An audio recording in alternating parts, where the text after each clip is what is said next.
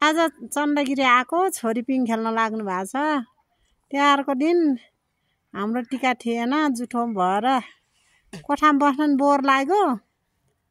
अनि बुढा म नानी यता चण्डगिरीतिर घुम्न आएको।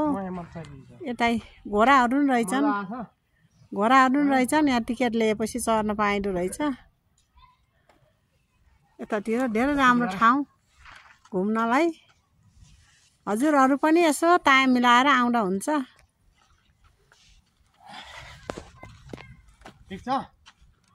धेरै राम्रो रहेछ पिङहरू खेल्ने ठाउँ बच्चालाई। तर अलिक गर्मी महिनामा ठिक हुन्छ, जाडो हुँदो रहेछ।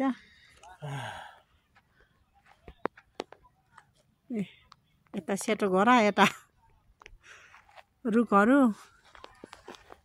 ओ माथि दुईटा काला घोडा छन् माथि।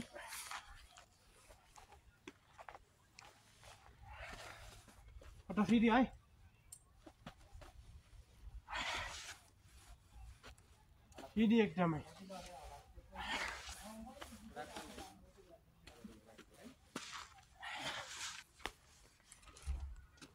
खुट्टा सिधी सिधी सिधी खुट्टा सिधा माथि माथि खुट्टा माथि तल ठोक्किन्छ। खुट्टा माथि गरौँ टाउको झटाएर तल ठोकिन्छ नि। अनि तल भयो खुट्टा टेकिन्छ कि घर्षण छ नि खुट्टा।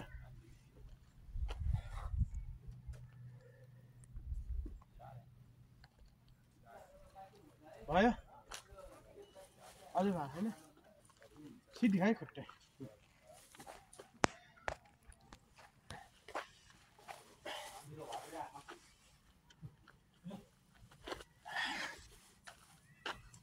खुट्टा सिधी है छोरा। यो चाहिँ पिङ्गु राम्रो रहेछ, अस्ति बाङ्गो थियो। उता गएर खिच्दैन अनि यता पुसेर यस्तो नि के परेछ।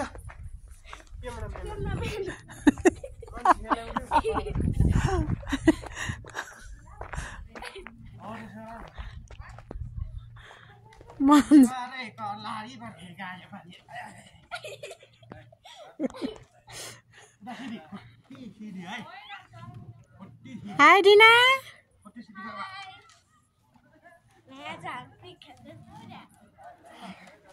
मजा लागिरहेछ। तपाईँले काम मिलाएर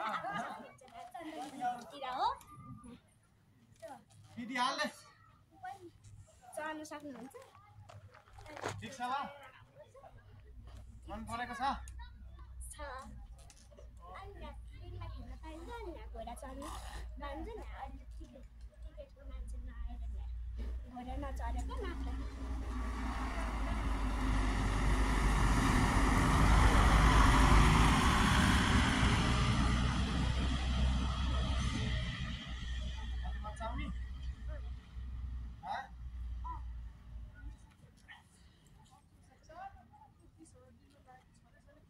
अगाडि हेर खुट्टी सिधी।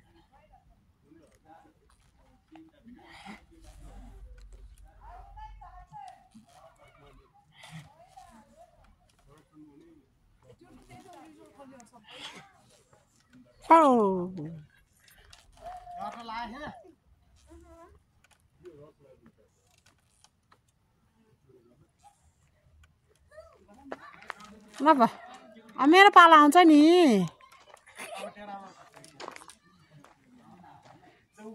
ठिकै छ क्या, लाइन मच्चे